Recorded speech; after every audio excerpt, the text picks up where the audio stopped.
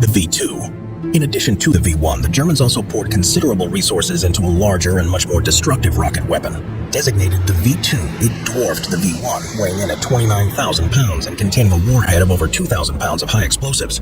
At 46 feet in length, it was propelled by a liquid oxygen and alcohol-water mixture, making it the first mass-produced liquid-fueled rocket. It also had a much more advanced guidance system than the V-1, including an integrated accelerometer, which measured the speed of the missile. Once that point was reached, the liquid engine would shut off, and the V-2 would continue on its arcing trajectory towards its target, which could be up to 190 miles away. Capable of reaching speeds of 3,600 miles per hour, the V-2 was impossible to shoot down with the fighter aircraft or anti-aircraft weapons of the time. It also flew much higher than any craft were capable of reaching, operating at a reported 60 miles of altitude, the first man-made object to leave the Earth's atmosphere.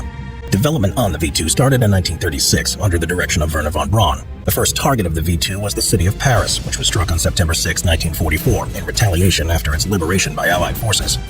Over the remaining months of the war, Germany would produce thousands of the weapons, especially at the underground production facility at Nordhaus Team 44 until the end of the war. The Germans would launch around 2,000 at Britain and Belgium, particularly the port of Antwerp.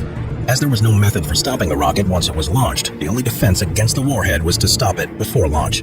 This was made difficult, however, as the V-2 didn't need a complex launch site, but rather a relatively small, easily hidden concrete slab.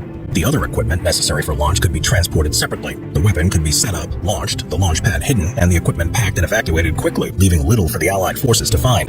On December 16, 1944, as Nazi officials celebrated the success of the Vergeltungswaffen program, giving awards to von Braun and other scientists involved, a fusillade of V-2s were launched.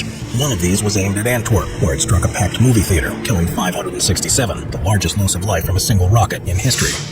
In spite of the destruction caused by the V-1s and V-2s, the Allied advance was inexorable. Though devastating, the destructive power wrought by these new weapons proved too little too late for the Reich.